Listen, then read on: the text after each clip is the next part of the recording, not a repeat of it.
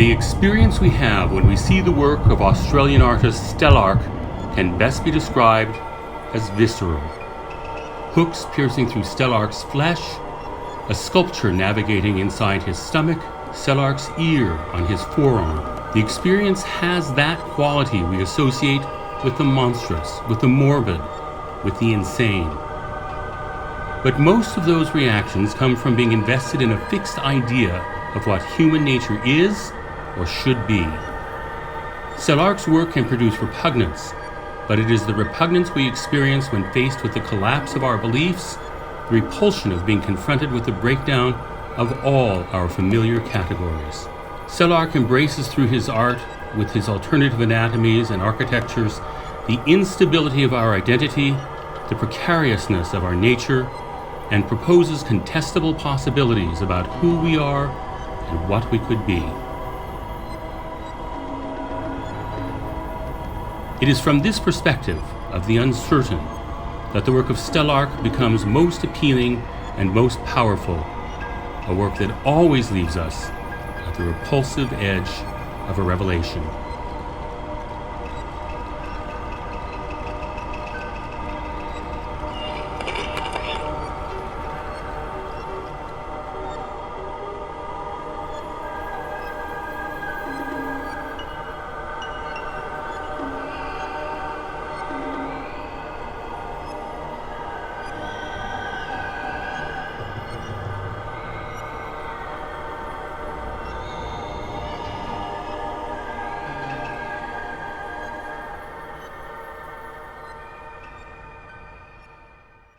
So, a lot of people throw these concepts of transhumanism and post-humanism, sometimes without making distinctions or qualifying what each one means. For me, transhumanism has a more positivistic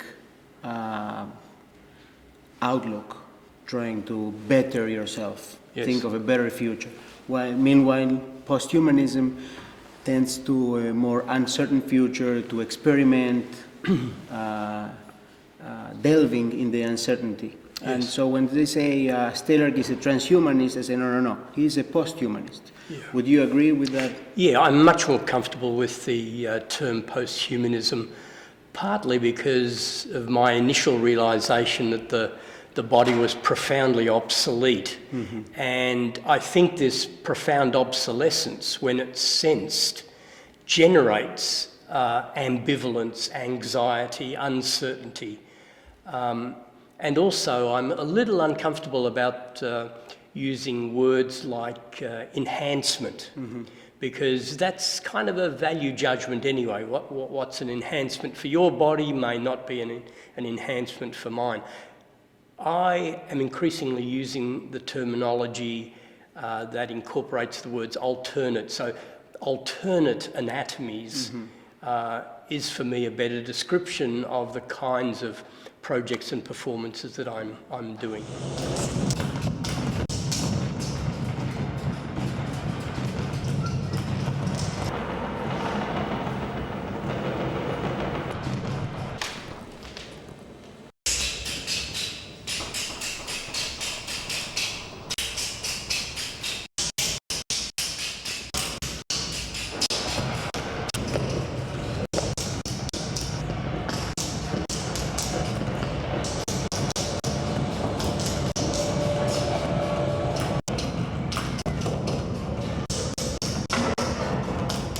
But even having the word humanism in it implies some form of accepting that we know what the human is. So the idea of alternative anatomies and architectures opens up the game to this uncertain future, to these uncertain architectures. So the question is, to what an extent do we open up the game? Well, I think firstly, what it means to be human has always been problematic, and it's always been an unstable construct. So the notion of what it means to be human is constantly being reconfigured, re-examined. And this is partly due to the historical moment that we're, in a Heideggerian sense, thrown into. Mm-hmm. and the kind of state-of-the-art of the technologies that allows us to image bodies and intervene directly into the structures of bodies. That sort of determines this notion of the human. So I think the opening up of what it means to be human is understanding that to be human was always problematic. I mean, I guess ever since we became hominids, in other words, we stood up, two limbs become manipulators, we begin to construct artifacts, instruments, machines, and so on.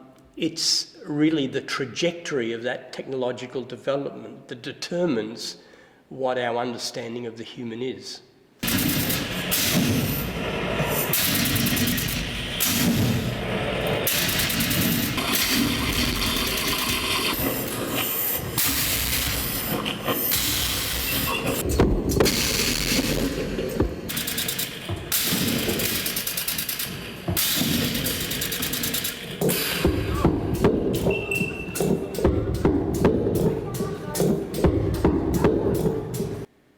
And you think art, it's a good way of exploring what a human is?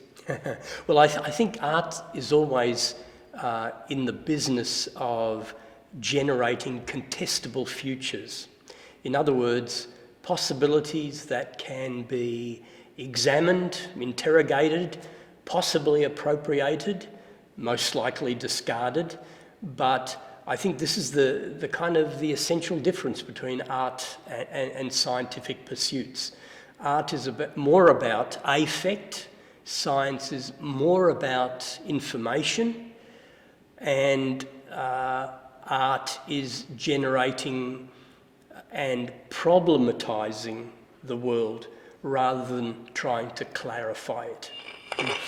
But maybe, I don't know if this is going deeper or sideways, but to me, science is about dominating reality. It's about power. Remember, we talked about this difference between power and science as power and art as an alternative to power. Yes. So this conflict between two completely different visions of reality, how do you make them establish a dialogue between them? I mean, what really connects art and science is technology. Mm-hmm. Both use technology. Scientists use technology often to measure, to try to generate appropriate statistics about the world, appropriate facts about the world, often for some utilitarian purpose. Artists use technology, they like to mess with it. They like to use technology in unexpected ways. So it's how we use technology that's the critical question. And I think artists are always going to mess with it. So I don't think necessarily that science will have constraints on art, mm-hmm. unless you're an uninteresting artist. Yeah. No, I've never actually have been in that dilemma. Mm-hmm. I mean, when I was at art school, I was dissatisfied with painting and drawing, producing interesting new art. Mm-hmm. And I began making, for example, the first objects I made were helmets and goggles that altered my binocular perception. Mm-hmm. I made an immersive, rotating 3-metre diameter compartment that fully immersed the body and generated optical and electronic imagery that you experienced sensorially. I then began doing performance work using the body itself not only as a site for art, but to produce, to express artistic concepts. So it was never a dilemma to try to mesh mm-hmm. Art and science. Mm-hmm. This unfolded in a way that my artwork was certainly structured with new media, new technologies, perhaps sometimes informed by new scientific directions, but it was never scripted in the discourse of science. And as I said, we should consider art about intuition and affect, essentially, rather than about clarifying the world. And that's the role that science largely does.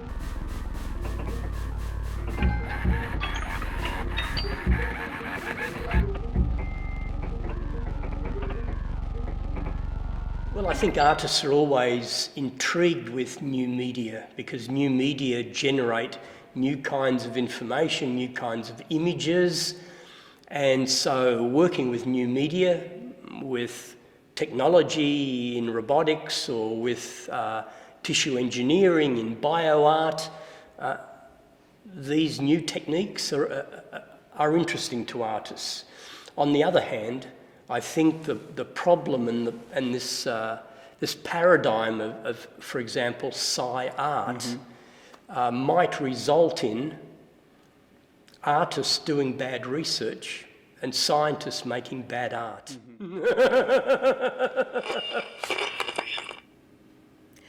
If we open up the game to rethink who we are, to the point that we propose alternate anatomies and architectures and even maybe alternate ways of thinking, alternate perceptions, as forms of artistic expression,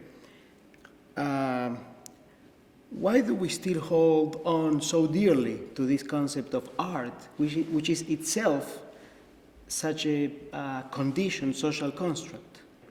Well, there's also this romantic notion of what it means to be human, and also this romantic notion of what it means to make art. In other words, art as this kind of quirky, particular, peculiar activity of individuals who are motivated to self-express, right? And of course, art has never always been this way. The idea of the kind of individual creative genius is essentially a modernist kind of construct, right? Or a little bit earlier than that, Yeah, but you know what I mean. From Kant. Yeah. So I don't feel that we should really be too concerned with this as long as we realise why we want to tenaciously hang on to these sort of outmoded concepts of both what is human and what constitutes creative or artistic practice. So how should we rethink the role of ethics in art when we jump from the paradigm of representation where we could say anything goes in art to a paradigm where art actually can have an impact on our lives? Yeah. My feeling is that certainly some kinds of art activities will generate questions of ethics, questions of aesthetics, questions of technicity. But that is not the essential raison d'etre for making art. I think art should be that open-ended activity that should not be assigned with a particular role, especially with a particular social, ethical or political role. Now, of course, people will argue that, of course, all art is political, all art is going to be judged as ethical or not. But this is, the question of ethics really has only been a minor consideration in anything that I've done, as has been aesthetics.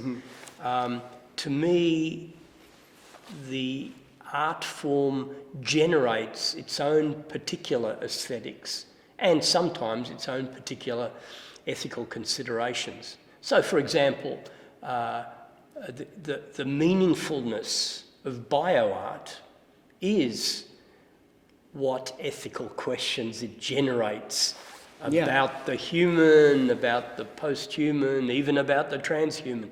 But this should not be a condition for all art or artistic practice. No. Here, pop it through, and that'll be a nice stable construct for our microphone. There.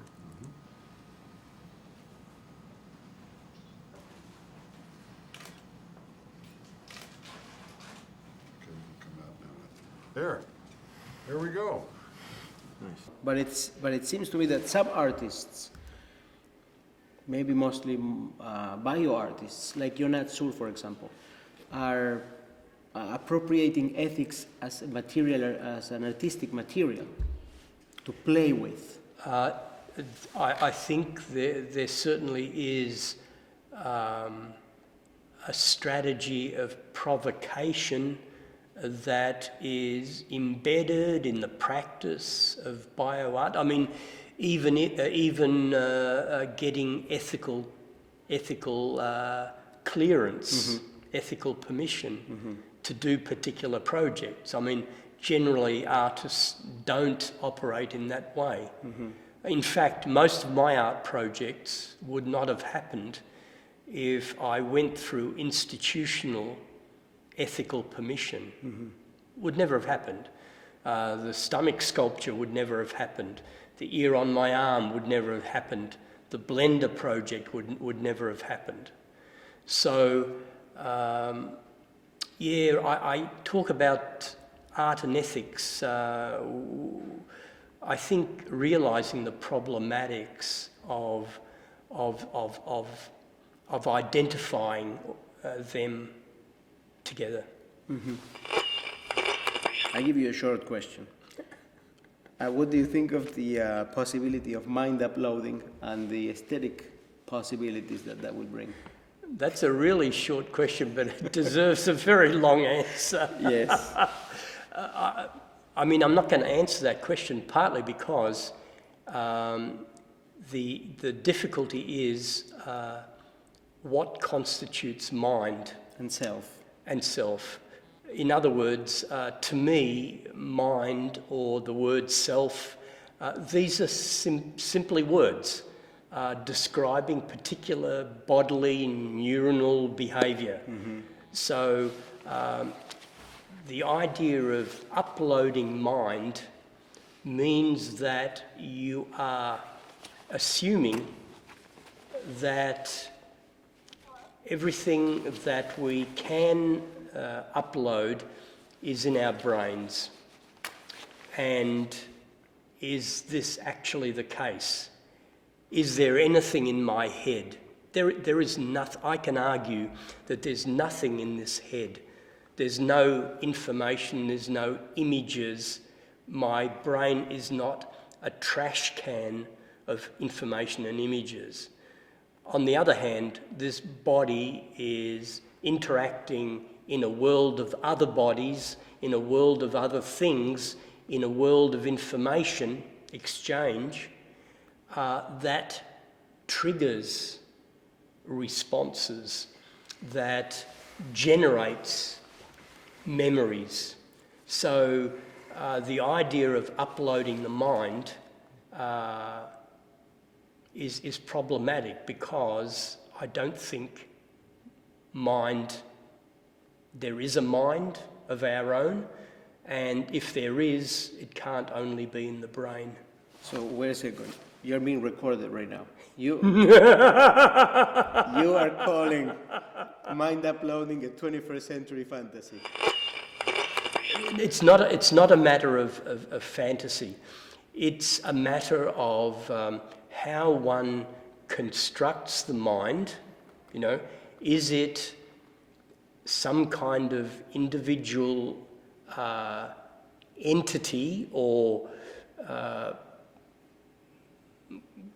cluster of memories and information that's embedded in a brain, and that somehow that information can be extracted And then if that information can be extracted and could be transferred, you know, would it retain that same social and contextual meaningfulness? In other words, when we talk about a memory, are we talking about information, or are we talking about, you know, an individual history, a social construct, in addition to everything else that enables us to remember something? And remembering, interacting with other people and other things and other transmitted images and so on. So I'm only saying that this notion of uploading the mind is not going to happen in the way that people imagine, if it is going to happen, because what they imagine the mind is, in actuality it's not, because the more, for example, the more and more performances I do, the less and less I think I have a mind of my own, nor any mind at all in the traditional metaphysical sense. So firstly, you have to convince me on your definition of mind before I can even consider the notion of uploading and what that means. So your performance is bringing you back to Buddhism. But I mean, I'm very interested in Buddhism as a way of living, not as a spiritual pursuit, not as a, you know, some kind of alternate to religion, but rather a kind of a way of living.